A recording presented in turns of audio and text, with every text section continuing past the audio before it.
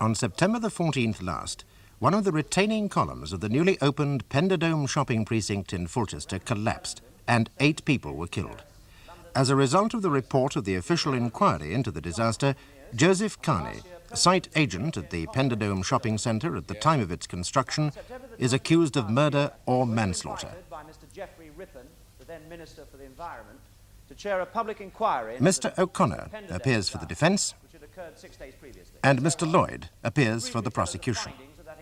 The case, involving as it does questions of modern architectural techniques and public building generally, is attracting wide attention. Currently in the witness box is Mr. Ramsay Bellenden, chairman of the committee which reported on the accident. Mr. Justice Campbell presides in the case of the Queen against Carney.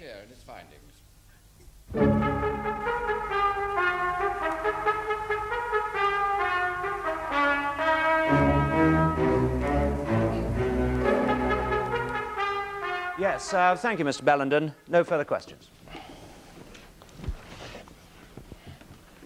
Mr. Bellenden, you tell us that your investigation revealed that the principal retaining column in the south tower of the Penderdome shopping centre shifted from position because it had been improperly secured at the time of construction. Yes, that is correct. Where was the column situated exactly? Well, if you show us on the model, please.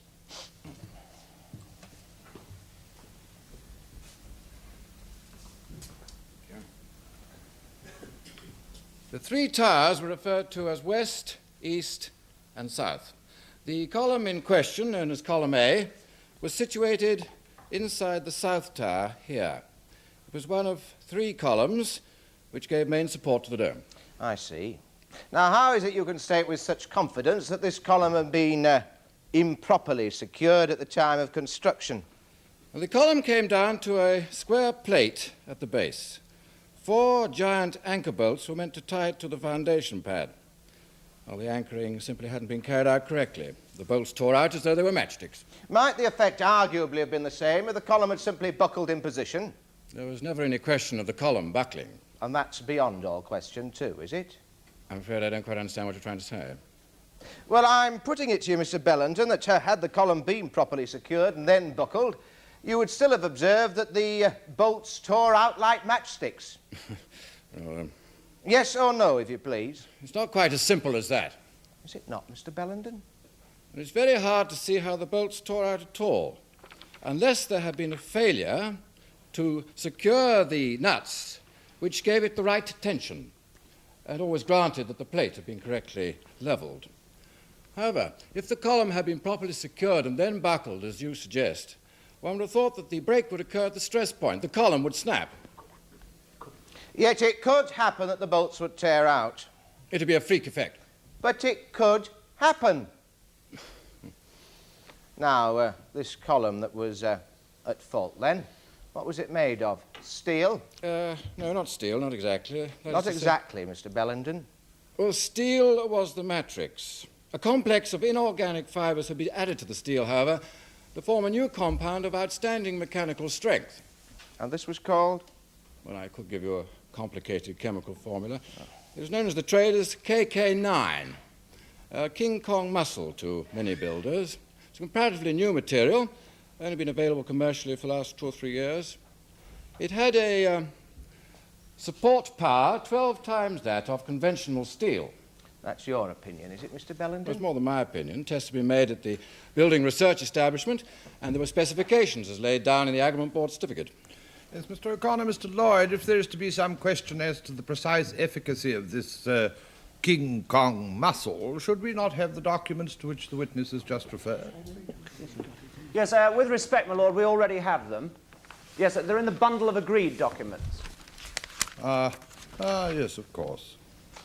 Then, Mr. O'Connor, you agree the Agreement Board tests and specifications, you do not dispute them? We agree, my lord, that the Agreement Board conducted tests and issued specification for King Kong muscle.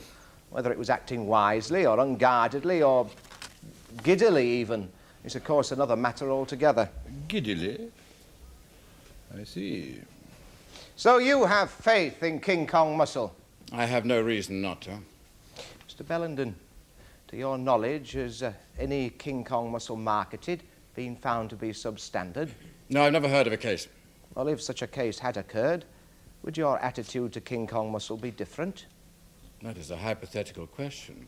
I'd have to look at the facts. Yes. Only one more question, as it happens, Mr. Bellenden. As an expert in the construction field, can you tell us why, if King Kong muscle possesses all the virtues which you claim for it, it's not more widely used in building work across the country? I have no information as to how widely or restrictedly King Kong muscle is actually used. Of course, it's very expensive to produce. Thank you, Mr. Bellenden. No further questions. No re-examination, my lord. Well, gentlemen. I call John Vincent Claudius. John Vincent Claudius, please.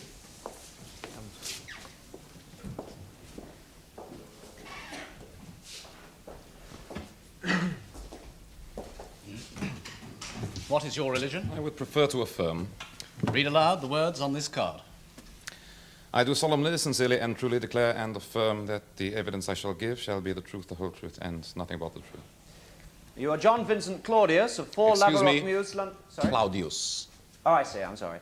You are John Vincent Claudius of 4 Laverock Mews, London, NW3. That is correct. What is your profession, please? Architect, graduate Lund University, registered in this country. Senior partner, Claudius International Associates. I see. Now, have you a connection with the Penderdome Shopping Centre? Yes, I designed the Penderdome Shopping Centre. About 5 years ago now, Fulchester Council organized a competition among selected architects for a project of this nature. I was invited to submit a design, and this design was chosen. I see. Would you please come forward to the model of the Penderdome, please, Mr. Claudius?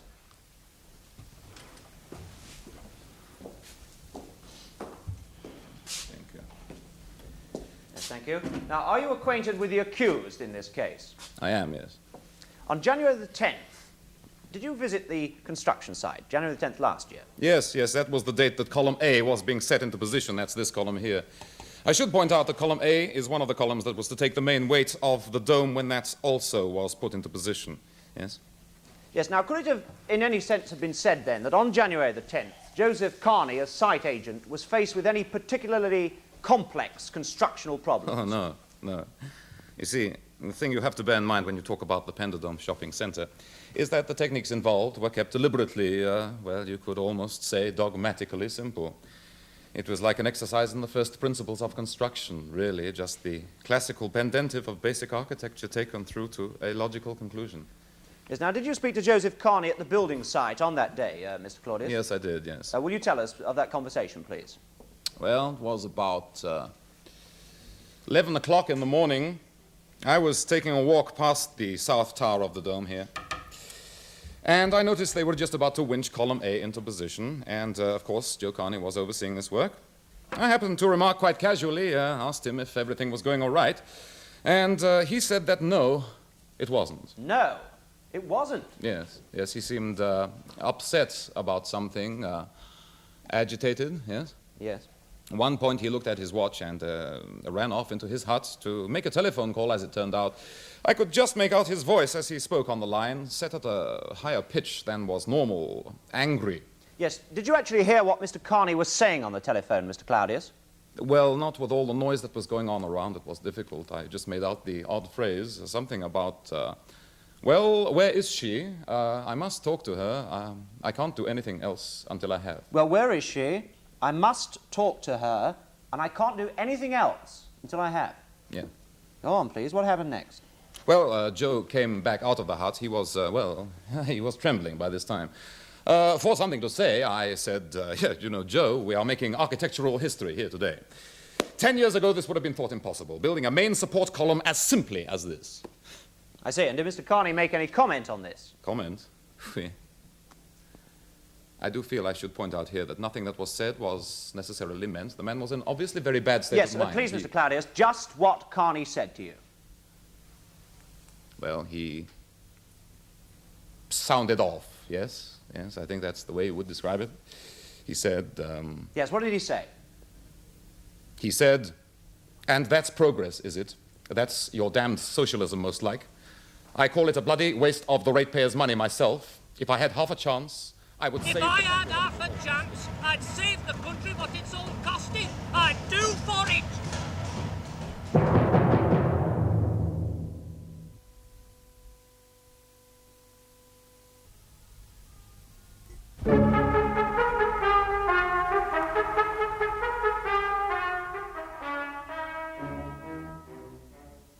That's your damned socialism.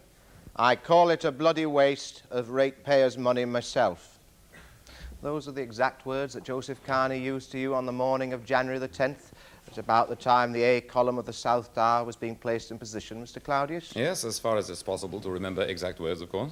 And were the features of the Pentadome which had given rise to great expense?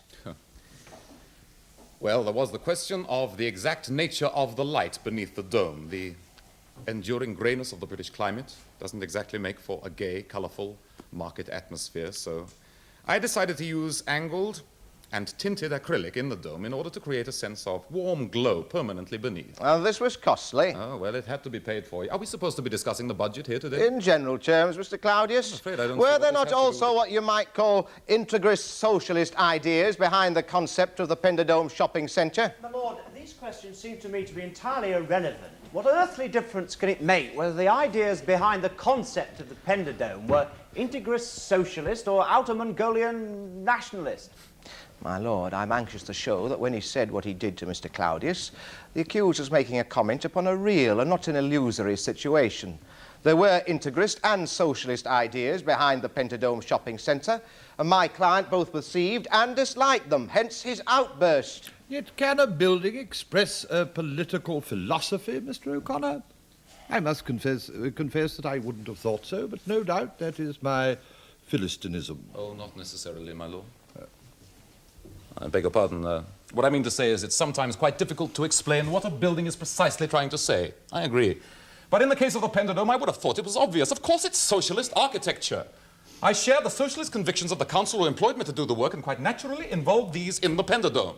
My congratulations, Mr. Claudius. Thank you. But since this point has assumed some importance, perhaps you could tell the court what in the Pentadome is so specifically socialist that the accused both perceived and became agitated by it.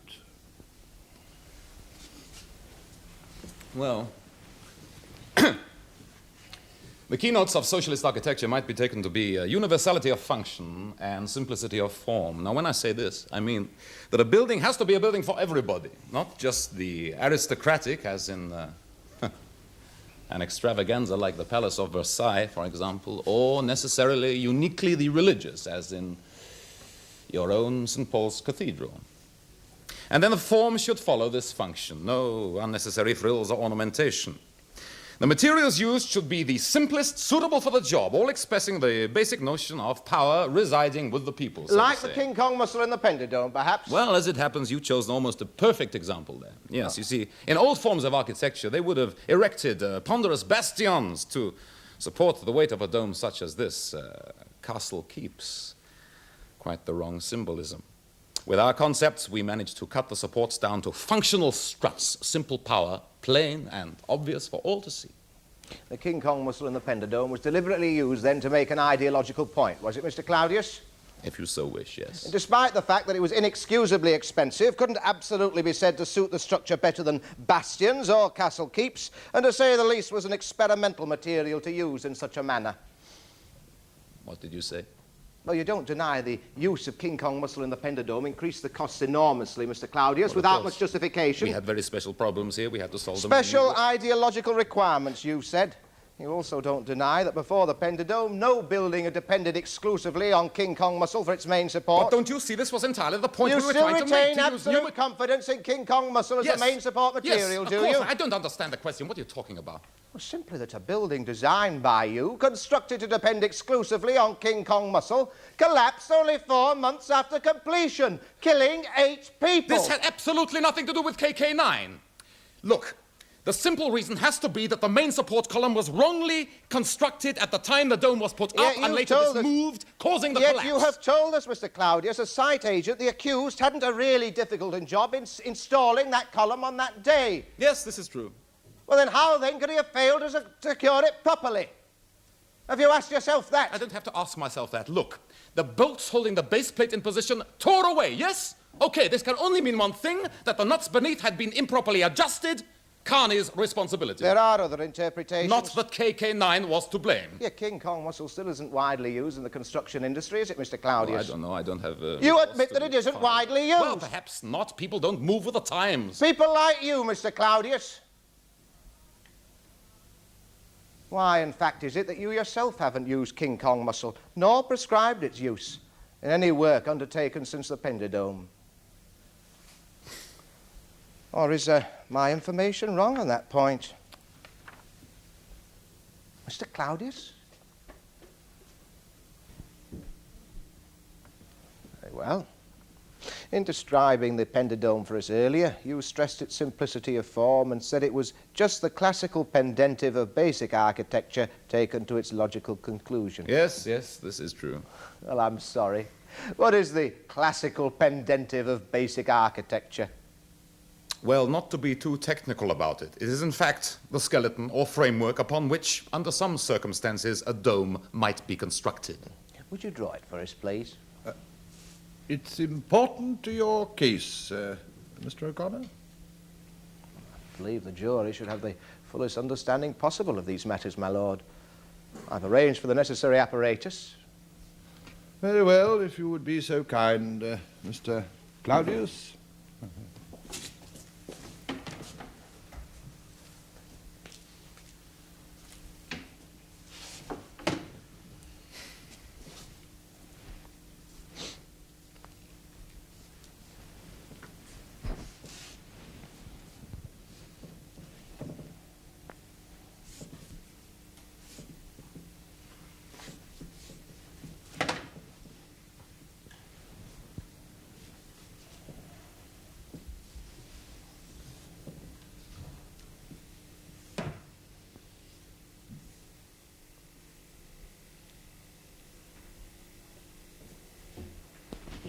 Don't mess about with this nonsense. Get him to We're say just why biding our time, Mr. do your Carney. job properly and ask him. Would you keep quiet, please?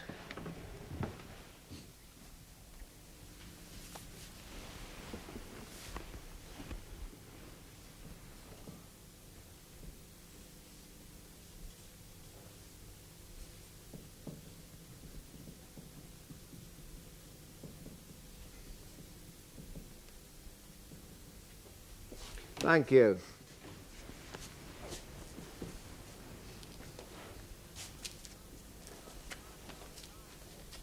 Now, as I see it, the dome there rests on a massive, thick base, which in turn rests on heavy piers below. Yes, that's the way it was in Roman and Byzantine architecture. All that support was thought necessary to hold the dome up, in other words. Well, of course, in those days they didn't have the Mr. techniques Claudius, that we would you have. now draw your adaptation of the classical pendentive as you applied it to the Penderdome, please? I don't have to draw this adaptation. There it is in front of Would you draw it for us, please?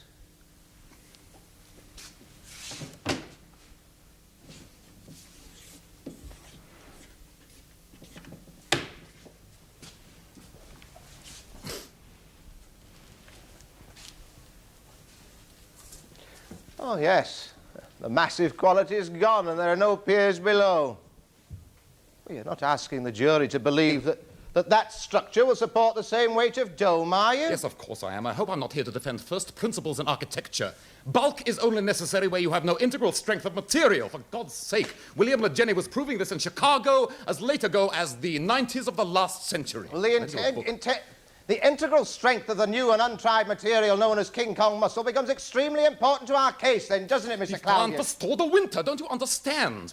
KK9 had its agreement specification. I used it because it was the perfect material for my dome, and I would use it again. But in fact, you're not using it again, are you, Mr. Claudius? Or would you now answer the question I put to you a few minutes earlier? Well, I don't understand the question. Mr. Claudius, have you used King Kong muscle since the collapse of the Penderdome? No, the occasion has not arisen. Mr. Claudius, is it the fact that at a point after it was too late to replace the King Kong muscle in the Penderdome, you and certain others involved began to have doubts about its reliability? And then when something disastrous happened, you and certain others needed someone to blame for a bad mistake. My lord, this is an outrageous I think that Mr. accusation. Claudius understands. Joseph Carney, with his unsympathetic ideas, is drawing attention to the amount of money that was being spent to produce an ideological synthetic. And then, of course, his most convenient outburst on the day the A column was being placed in position. He makes a marvellous scapegoat, doesn't he? The curious alternative would seem to be to convince the jury that those spindly structures could ever be composed of material strong enough to support a huge dome. Do you really think the jury will believe that, Mr. Claudius? Claudius? Do you really believe it yourself anymore?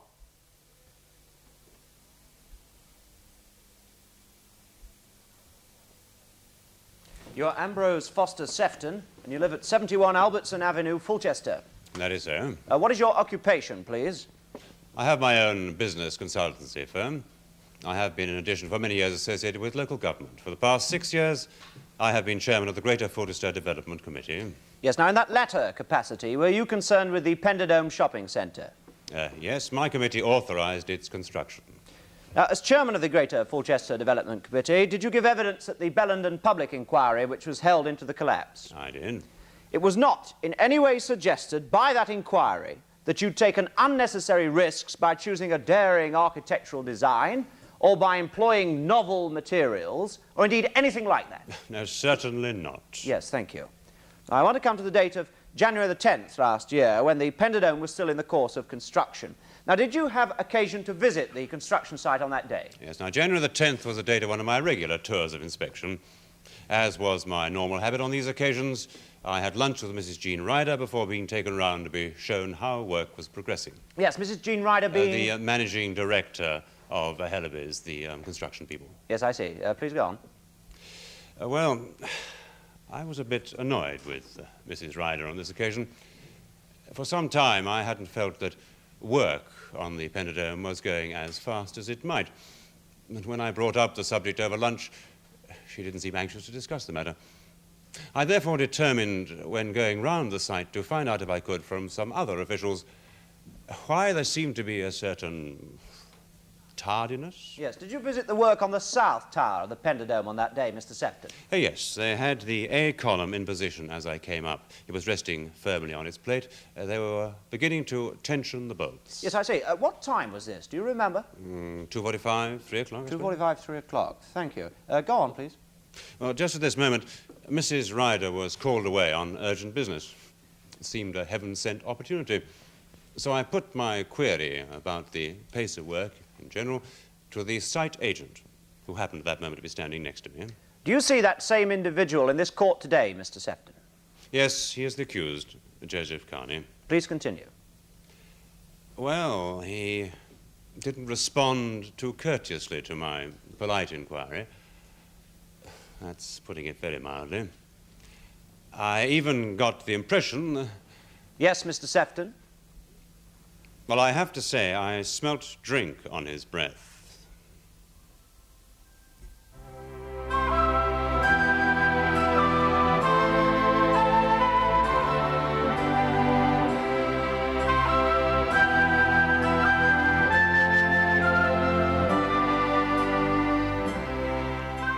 Tomorrow we return to the Crown Court as the hearing continues in the case of the Queen against Carney.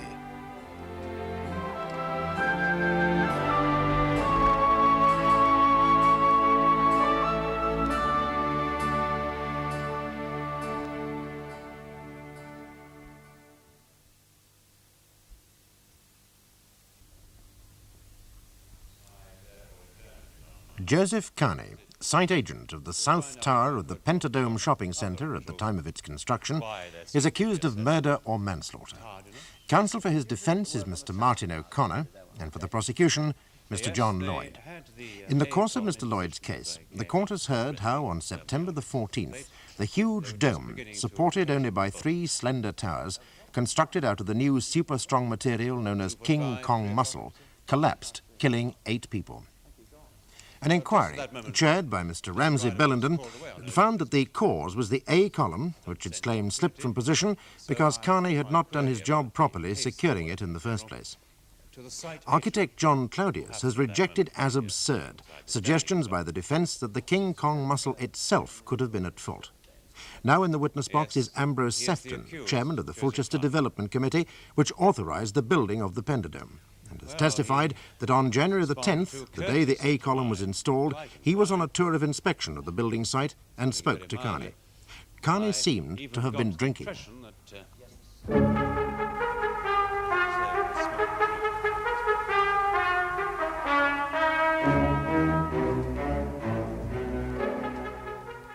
Mr. Sefton, you mean Carney was drunk? No, I smelt drink.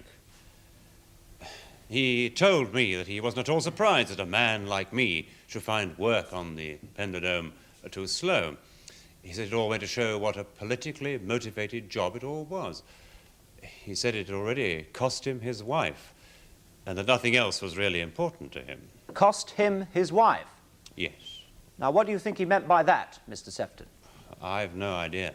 Mr. Sefton, is it possible for you to give us the exact words? It helps very much to the understanding of reported conversation.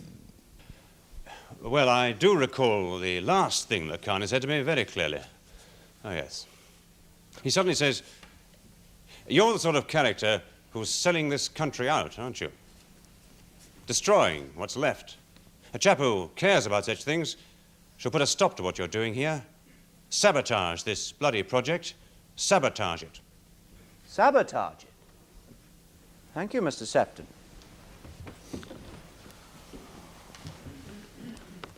Curious words you've just reported there, Mr. Sefton. Disturbing words. In view of what happened later, yes, I'm afraid so. You do appreciate this changes things considerably, don't you, Mr. Sefton? Or could do. Really? The accused, that is. In what way? Well, the suggestion so far has been that for various reasons, which still remain obscure, the accused was so grossly negligent in performing his duties on January the 10th that he might be considered to have contracted the guilt of manslaughter. Now you're raising a suggestion that he deliberately sabotaged this building. I'm simply reporting what was said to me. You tell us all Carney had been drinking on January the 10th, too. You can't tell us how much, can you? No, of course I can't do that. You seem to be saying that if he wasn't positively contemplating criminal action, he was at least in no state to behave responsibly. You and certain others are determined to get him convicted one way or another, aren't you, Mr. Sefton? Lord, if my learned friend means to continue with these allegations of conspiracy and corruption, he must surely make these allegations explicitly and not in this deliberately indirect manner. I'll come back to it, my lord. Mr. Sefton, would you describe the political bias of the Fulchester Borough Council, of which your development committee was a subsidiary, as leftist? Well, it was a council elected by the people and put in place by the people. I shouldn't have thought there were any dark secrets about its political affiliations. Leftist. At the time of the construction of the Pendledome, the council was coming up for re-election. Was it not thought that progress on such a splendid example of socialist architecture could act as a vote catcher? What terms you put things in. Just answer my questions, Mr. Sefton. When any elected body acts in the name of the people, it is concerned to see its provisions implemented naturally. So up to a point, increased effort on the Pendledome was, for you, a political imperative. Very well, in a sense. Thank you. You weren't likely to take kindly, then, to any suggestion which might seem to delay rather than accelerate construction of the Pendledome. What suggestion? Well, Mr. Sefton, you've told us that on the day in question you lunched with Mrs. Jean Ryder. Yes. At a certain point during that lunch, did not the lady inform you that a consignment of King Kong mussel she'd received 2 days previously had been recalled by the manufacturers for a suspected fault? Why on earth should you bring up Yes or no, if you please? Yes, you did say something like that, that's true. But it turned out to be a great nonsense, nothing to it. The consignment was returned within a week, past A1 OK. It didn't occur to you that it might have been a wise precaution, since a question of faults in King Kong mussel seemed to have been raised, also to return for inspection the material received earlier, among which, of course, was the A column of the South Tower that day being erected. No, it did not. Well, why? The manufacturer didn't ask for anything of the sort. Oh, did Mrs. Ryder, Mr. Sefton? If you please, Mr. Sefton, did Mrs. Ryder? Now, look here. That request by the manufacturer was pure routine. A double check to satisfy their own requirements. There was no suggestion in the world there was any possibility of previous consignment of King Kong mussel being in any way suspect. Mrs. Ryder may have wished to observe every precaution, but in my view she was being too scrupulous, overreacting. Oh, yes, it would certainly have wasted time. One can see that. Did you know Held this? up construction. Well, there was some rumour. Well, the inquiry should have been told. What was, Mr. Sefton? Did you tell the Bellington inquiry about the materials that had been recalled? No. Well, it wasn't my province. I'm not an engineer, you know. Thank you, Mr. Sefton. I have no further questions for this witness, my lord. Mr. Sefton, I'm sorry, but I must put a question to you, which you'll no doubt find a very peculiar one. But unfortunate, obscure insinuations have arisen in this case, which we must at once dispose of. So, have you, at any time, whether alone or in the company of others, entered into a plot, whether leftist or otherwise, to incriminate the accused, Joseph Carney? No, that's manifest nonsense. Anyone would know. And you take your oath on that, do you? I'm under oath, yes. Yes. Thank you, Mr. Sefton. Does your lordship have any questions? No, thank you. Very well, Mr. Sefton. I call Wilfred Minto. Wilfred Minto, please.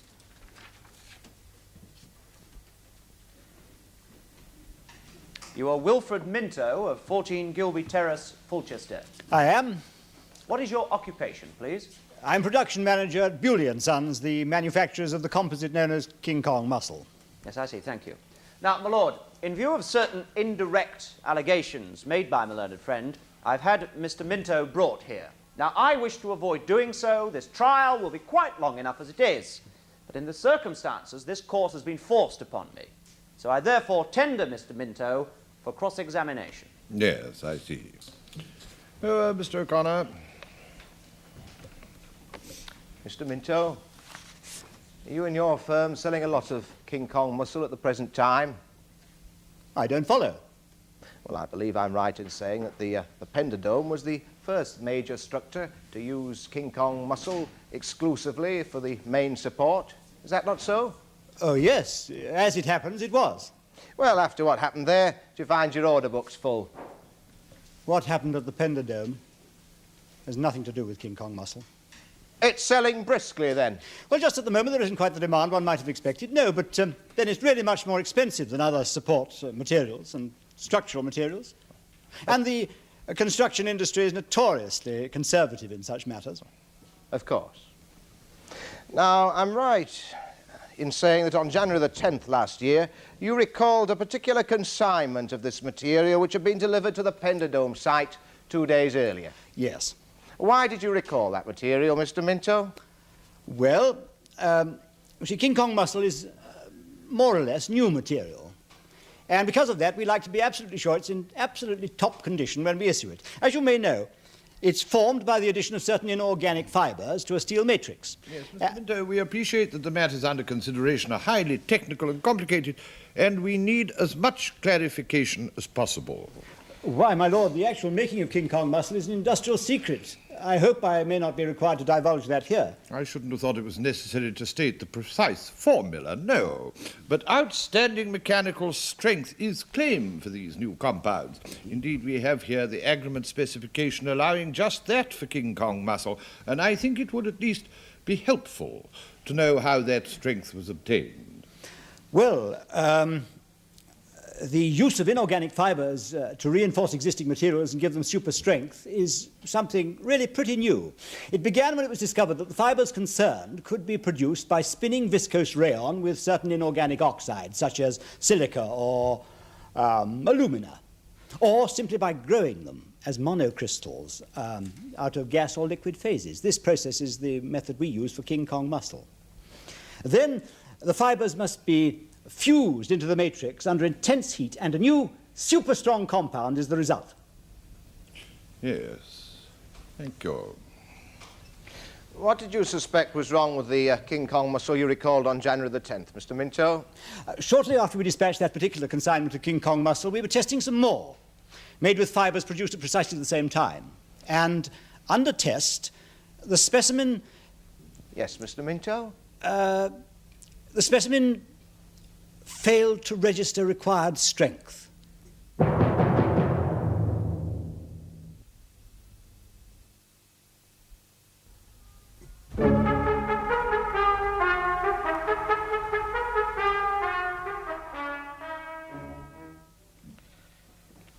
Before we adjourn for lunch, Mr. Minto, you told us that some King Kong muscle produced at the same time as the consignment you recalled failed to register to required strength. What do you mean by that? It broke, buckled? Oh, no. It gave evidence of not being able to make the test pressure, yielded. Mr. Minto, what sort of pressure was involved under test? Oh, very high, my lord. Much greater than the material would ever have to sustain in reality. And as it turned out, in the King Kong muscle we recall, not the least fault was discernible. We subjected all of it to prolonged pressures right up to the maximum, and it gave no evidence whatever of yielding. So in the case of the specimen of King Kong muscle that did yield, you would say that you experienced a freak effect? Yes, you could put it like that, I suppose. Which could be repeated arbitrarily. I beg your pardon? Well, it's the nature of a freak effect, surely, Mr. Minto, to recur at random. You never know when it's going to crop up again. No, that doesn't follow in this context.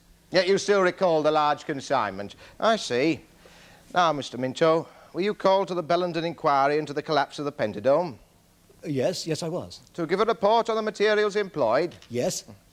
Did you report this incident we've just been talking about, the freak effect you on one occasion observed in a specimen of King Kong muscle, to that inquiry? No, I didn't do that.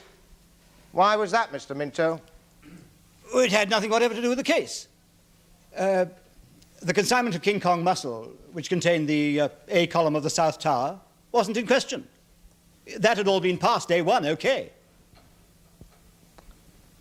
I see, Mr. Minto. Thank you. Mr. Minto, let's just clear this up. This freak effect that you observed on this single occasion was completely isolated then? Oh, yes. Oh, good heavens, I've been trying to explain. The tests all King Kong muscle produced has to undergo simulate conditions of stress far in excess of anything the material would ever have to bear in reality. And if there's any weakness or freak effect present, it's got to show at that time. It can't be otherwise. Yes. Thank you, Mr. Minto. Does your lordship have any questions? No, thank you. You may go, Mr. Minto. Thank you, my lord. That is the case of the prosecution, my lord. Thank you. Mr. O'Connor, are you calling your client now? My lord, with your permission, I wish first not to call my client, but another witness who is not available to give evidence tomorrow, I'm afraid. Mr. Lloyd? No objection to that at all, my lord. I call Brenda Carney. Brenda Carney, please.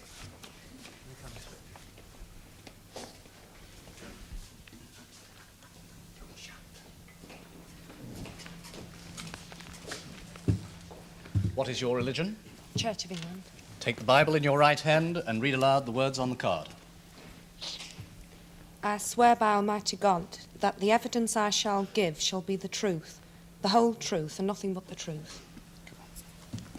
You are Brenda Carney of 42 Grove Buildings, Fulchester? Yes. And you are the wife of the defendant? You are Joseph Carney's wife? Yes. I believe it's right that you and your husband are no longer living together. No, we're separated. How did that happen exactly? Well, I left him, didn't I? Left him? Yes. And when precisely did you leave your husband, Mrs. Carney? On January 10th last year, at 8 o'clock in the morning. Well, I remember it so well, you see, because that day I had to start work at past. Well, since I was going out on my own, I couldn't afford to lose a day's pay, could I? Obviously not a hasty decision on your part, Mrs. Carney. No. Did your husband try and stop you leaving him? Yes, he did. There was quite a bit of trouble. It surprised me in a way. I would have thought he knew it was on the cards by then. But he acted as though it was a complete surprise. Well, for a moment there, he was even violent. Shouted, knocked things about. In the end, I reckoned I was lucky to get out the door in one piece. So it'd be fair to say that he was upset himself when he went to work on January the 10th. Oh, I'll say. Thank you, Mrs. Carney.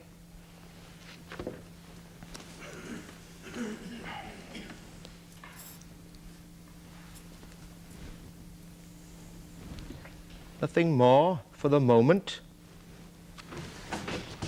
Well, Mrs. Carney, that's so, is it? What? Well, perhaps, yes, well, tell us exactly how it was that you came to leave your husband. Well, things had been bad between us for a long while. I suppose we'd never been suited right from the beginning, him and his half-baked ideas. Half-baked ideas? Yes, in the end, I reckoned I left him over them more than anything else. Oh, you've no idea. On and on for 5 long years of my life.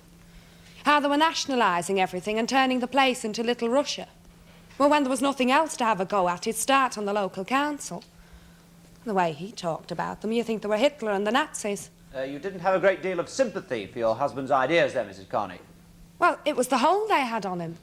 I mean, sometimes it seemed to talk about nothing else. But he was a clever enough man in his own way. Oh, I don't know.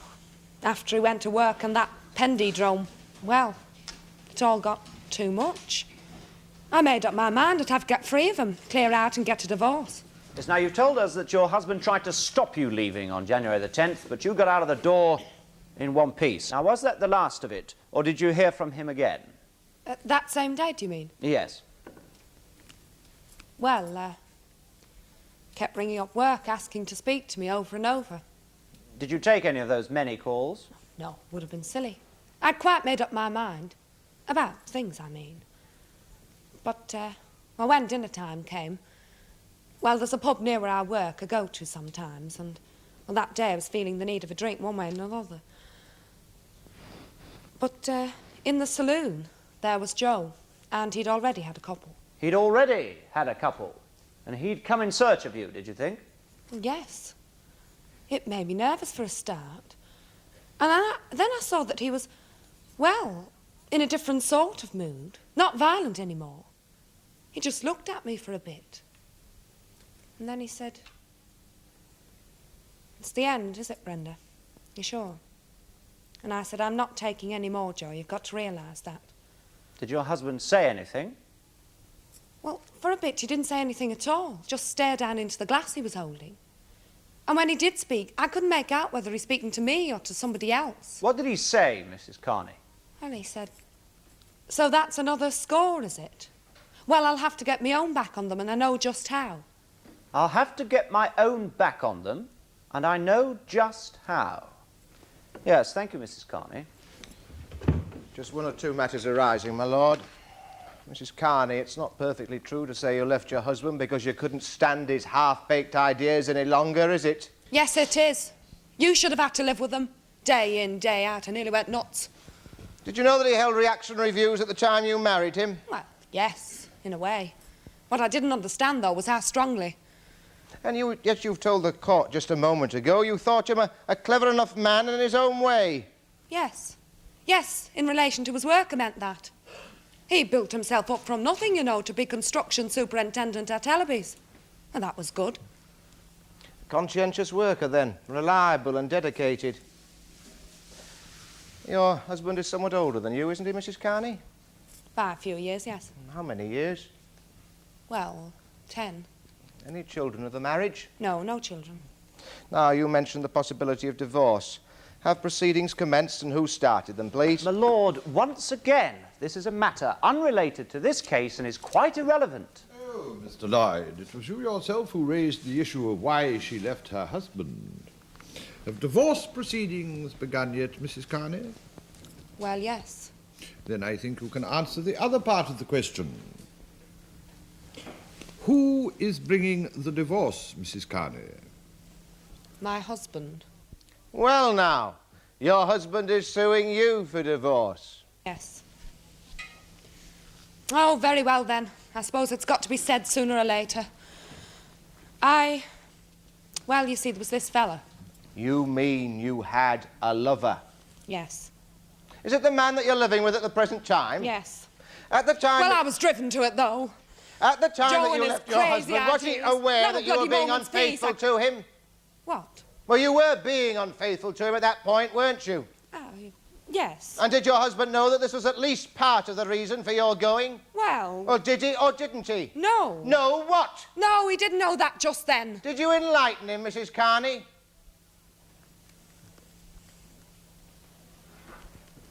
Very well. Let's talk of the same day in the pub. That lunchtime that you've mentioned. Did you at any stage then tell your husband about your lover? No. Well,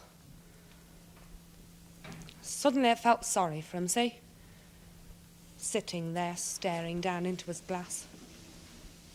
So I did tell him, yes. Because it come over me, I had a right to know. Oh. You were remorseful. Not like that. You don't understand. You never knew where you were with him when he had his moods on him. I mean, you never knew whether he'd heard what you had said or not. I don't think he noticed me half the time. And the other half he could be bloody hard. He practically would have chained me up if he had his way. Mrs. Carney, did you tell your husband of your lover before he said to you, so that's another score, well, I'll have to get my own back on them, and so on? Yes.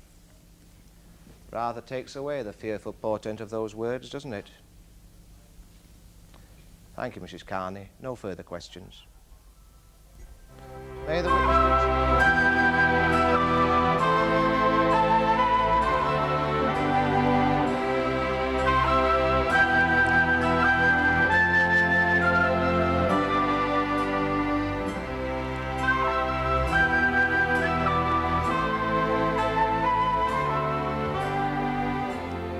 Tomorrow, our cameras return to the Crown Court for the final day's hearing in the case of the Queen against Carney.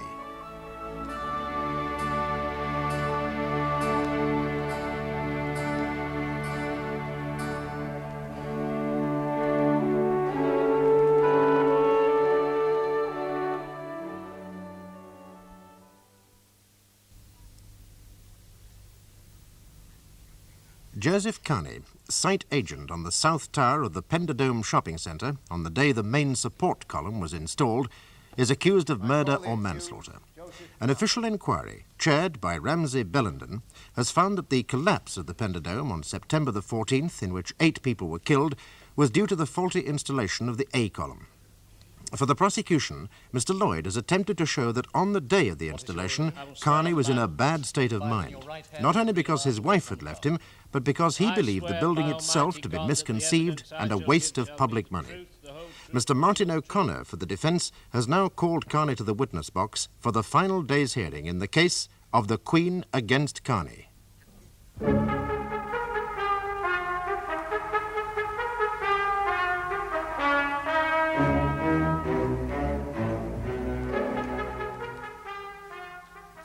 You are Joseph Carney of 80 Wester Springs Road, Fulchester. I am. What is your present occupation? I'm out of a job at the moment, but until mid-September last I was employed as a site agent by Hellaby's, the building constructors. Did you resign from this job or were you discharged, Mr. Carney? No, sir, I was discharged. Why was that, please? In October last, the Bellenden inquiry said that the Penderdome shopping centre had collapsed because a column in the south tower, known as the A column, had been improperly constructed. I'd been responsible for that installation. I was therefore held to blame. Did you accept your discharge from Hellaby's as a just consequence of professional ineptitude on your part, Mr. Carney? No, sir, I did not. I protested in writing to Mrs. Jean Ryder, the general manager of Hellaby's. I stated that the inquiry was wrong in its findings, and that on January the 10th, the day of the installation of the column, I carried out all the necessary checks, as the story of my report will show. I see. Now, to come to your attitude towards the Penderdome as a project, then. We've heard how you hated it.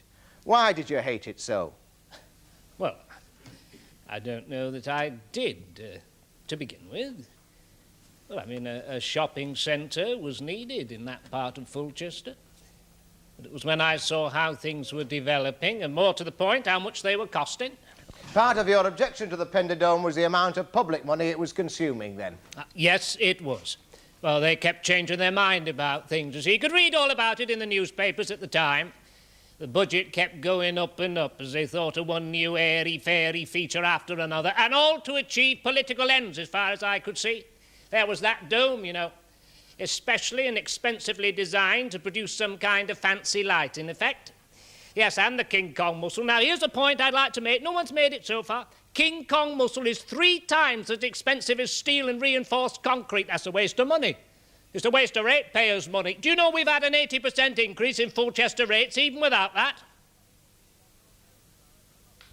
Your views, however, are not so strongly held that they could conceivably lead you into anything resembling criminal action, though. How do you mean? Well, have you ever in the past had any trouble with the law, Mr. Carney? No, of course not. And no convictions of any sort? Yeah. Charges? Yeah, no, sir, this is a set-up, isn't it? I've done nothing wrong.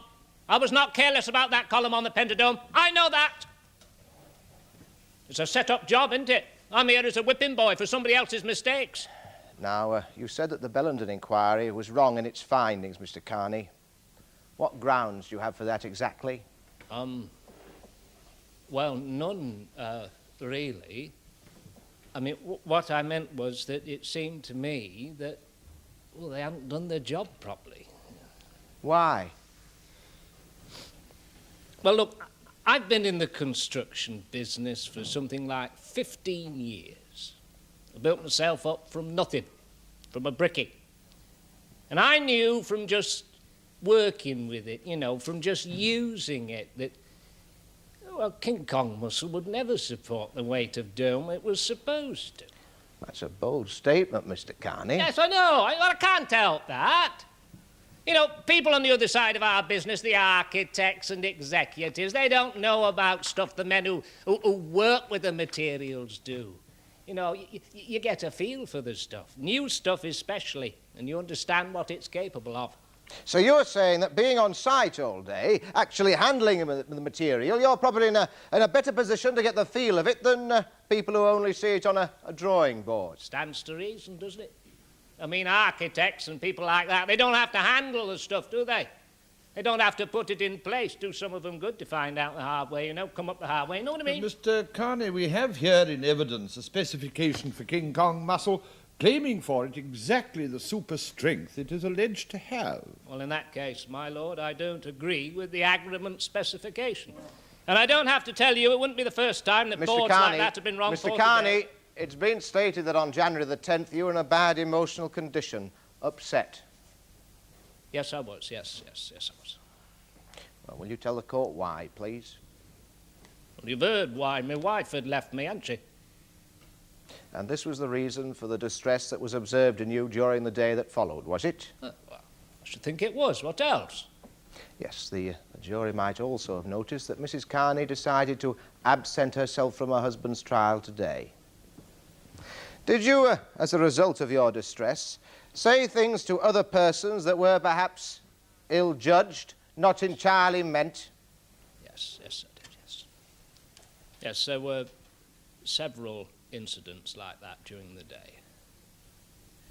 Well, it had hit me for 6, you know, Brenda going off like that. I mean, I knew things weren't too good between us, but I didn't think she'd actually leave, you know. And I didn't know then about that fancy man of hers, you know. Well, I was in a terrible state. I didn't know what to do. I thought at first that I wouldn't be able to go to work, you know, but well, then I realized I had to give me something to do. You know.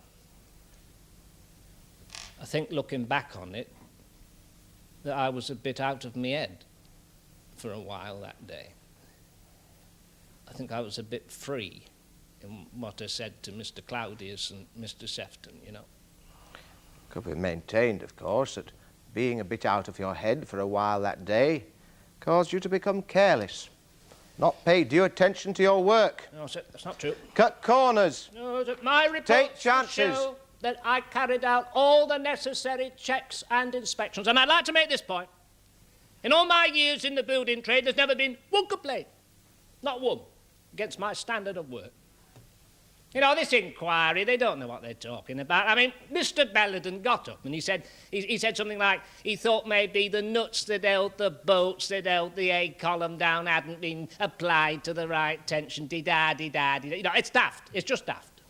You firmly maintain, then, that you in fact made no error on January the 10th and were in no state of mind that might have made you prone to error. Yes, that's right, sir. Thank you, Mr. Carney. Thank you, sir. I've no further questions, my lord. It looks as though he's finished his examination. You can slip into the public gallery. So, Mr. Carney, you tell us that you're convinced you made no error in installing the A column on January the 10th. Yes. Well, how long did the whole job take, Mr. Carney? I'm sorry. What period of time did installing the column occupy? Most of the day. That's morning and afternoon, you mean, both before the lunch break and after it. Yes, that's generally what's meant by most of the day, yes. And the men you were working with, were they the same men all day? How do you mean? It's not that difficult to understand. Surely, was your workforce throughout the day composed of the same individuals, or did it change from time to time? What you probably don't know, sir, is that on a building site there are lots of things to be done. I mean, a fella can be working on one job 1 minute and get called away to another the Yes, next. it changed, in other words. Well, I suppose it did. Considerably, Mr. Carney. How should I know? Ah, you don't know. Well, then you couldn't say then with any confidence which men were working with you at any given point in the day and which men were not. Now, look, And were these skilled men, Mr. Carney? They all knew their job, sir, if that's what you mean. Some of them had been on building sites for years. You don't get taken on these days, you know. No, unless... what I did mean was, were they tradesmen or were they labourers? Well... Yes? Well, labourers for the most part. Labourers for the most part. So then, there was nobody but you to know when in fact each stage of the installation of that column had been satisfactorily completed on January the 10th. Well, suppose not. Then after all, that's what a site agent's for, isn't it? And nobody but you to know when the nuts holding down the securing bolts had been applied to the right tension. Look, I thought of that job properly. I know I did. I may have been a bit upset, but I did nothing to sabotage the Pentadome project. And I didn't make any damn fool mistakes either. Your wife had left you without warning. Your marriage was in ruins. And you were only a bit upset. I had things under control. You were agitated. Mr. Claudius has remarked on that fact. And you kept continually rushing off to telephone. No, I didn't. Well, Mr. Claudius has testified that you raced away to make one call, even as he was talking to you. And your wife has told us you were trying to reach her at work all the morning. I made perhaps 3 phone calls, 4 maybe, but it did not take my mind off the job. Then at lunchtime, you went out and you started to drink. No. Oh, you deny you were drinking in the lunch break on January the 10th?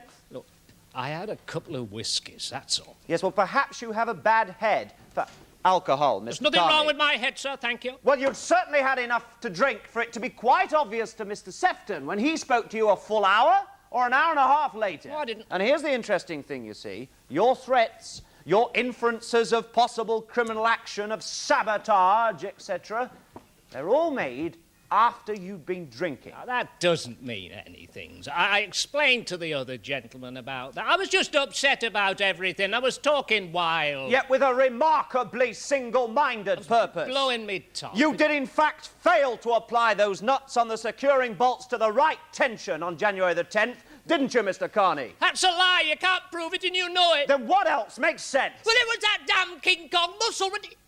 It's no good talking to you. You don't understand what I'm talking about, do you? That Pentadome. Yes, that's a lovely word, isn't it? That's your socialist architecture for you. Well, I'll tell you something. I hate it. And all it stands for. All my life, I've gone it alone. I built myself up from nothing without any help from anybody. And what have you got today, eh? Go on, have a look. What have you got? You've got a handout society, haven't you? There's no need to put your back into anything if you don't want to. Just laze and loaf around and everything's done for you, right down to the last bloody thing. And if you want to do a good day's work, what happens? I'll tell you. Nothing. As good as laugh in your face. Call you a fascist to your face. Well, I'll tell you something. Nothing special's ever been done for me. Nothing. Ever.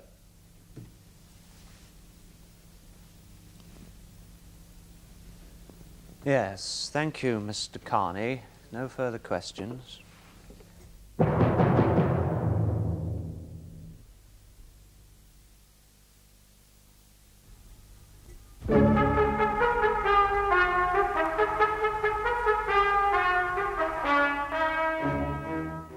I swear by Almighty God that the evidence I shall give shall be the truth, the whole truth, and nothing but the truth. You are Jean Catherine Ryder, and you live at Underedge Hall, Prestbury, Cheshire. That's right. You are also General Manager of Hellaby's the Building Contractors. I am.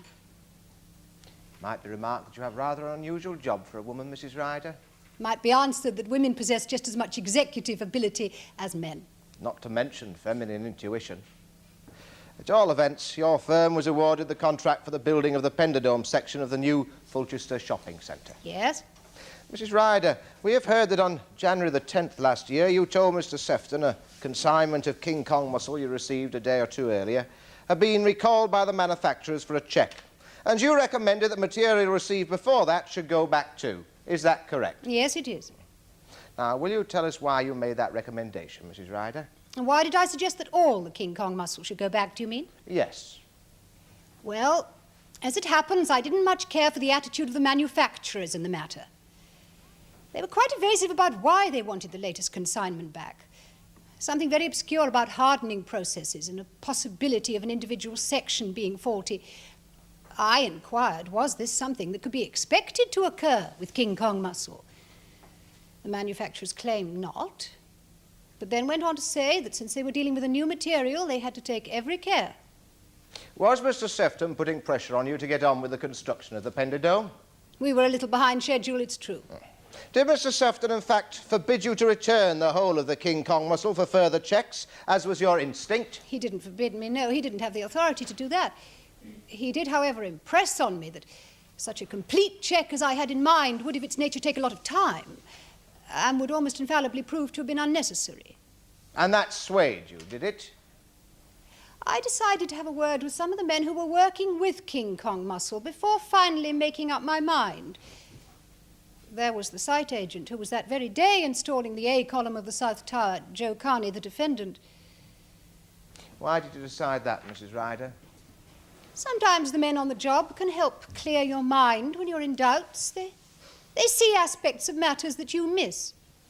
So you spoke to Mr. Carney, did you? Yes. And what did he say? Well, regarding that, he said at once that all the King Kong muscle should go back. He said he hadn't taken to it from the start, and he didn't believe it really had the strength to support the dome. Did he advance any cogent reason for this view? No, my lord. He said it was just the way he felt. So, although you've told us you spoke to Carney to clear your mind, you didn't take any notice of him? Other site agents on the job didn't think as Joe did. Anyway, we were dealing in imponderables, hunches. You can't really run a business efficiently on hunches. Looking back now, Mrs. Ryder, do you wish perhaps in this case you had taken heed of Joe Carney's hunch?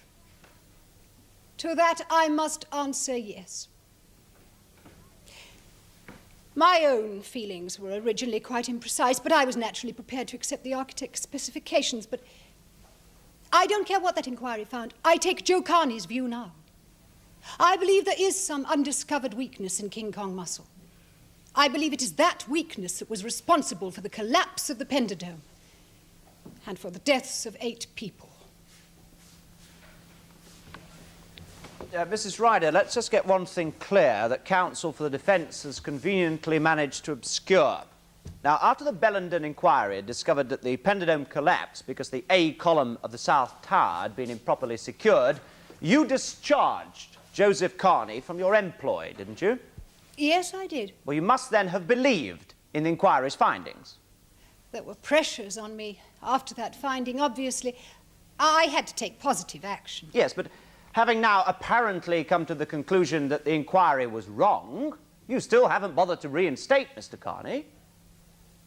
Well, no. You see, I wasn't... Mrs. Ryder, you do agree that there is no logical reason that you can put forward for doubting the inquiry's findings?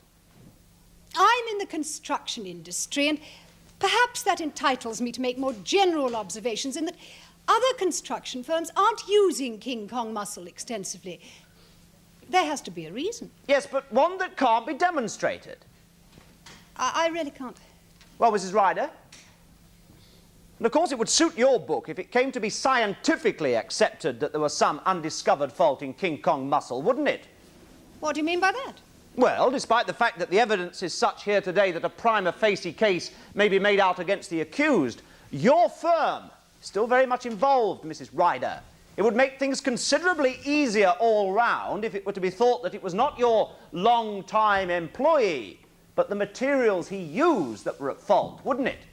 Are you suggesting that I'm deliberately trying to give King Kong muscle a bad name in order to avoid responsibility? I did not say that. It may interest you to know that my firm is already involved in certain civil actions over this tragic business.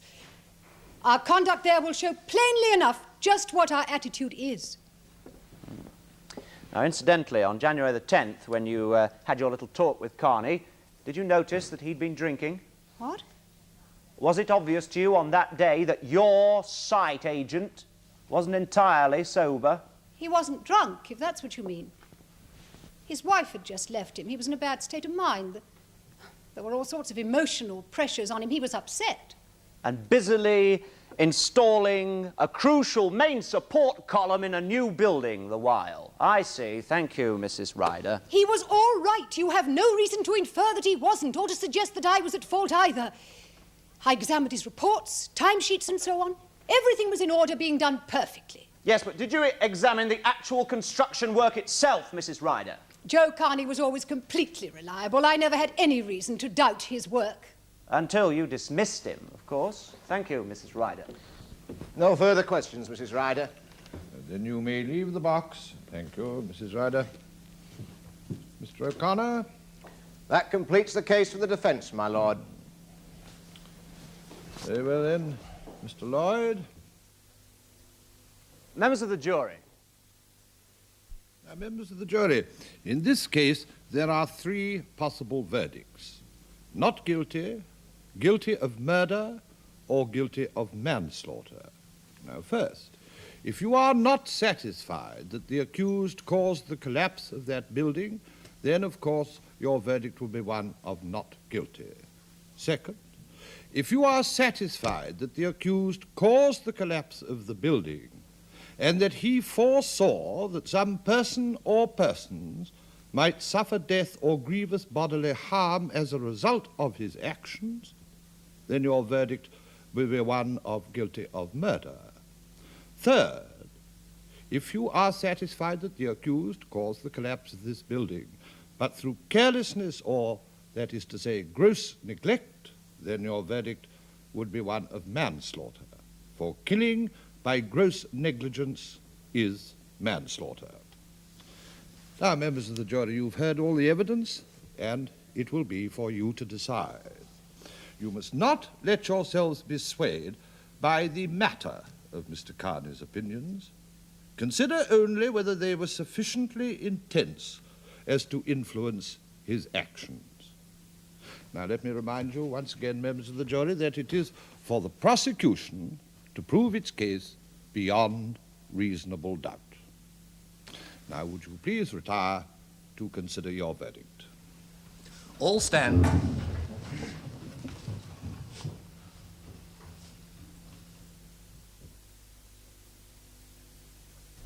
Members of the jury, will your foreman please stand? Just answer this question, yes or no. Have you reached verdicts upon which you are all agreed? Yes.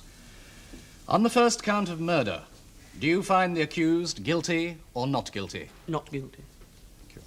On the second count of manslaughter, do you find the accused guilty or not guilty? Guilty. Is that the verdict of you all? Yes. Joseph Carney, you have been found guilty on the charge of manslaughter. As construction site agent, you held a position of high public responsibility, and your betrayal of this responsibility by an act of gross neglect must attract a sentence of commensurate severity. Accordingly, I sentence you to 4 years' imprisonment. Take him down. It only remains for me, members of the jury, to thank you for paying such close attention to these proceedings and to release you.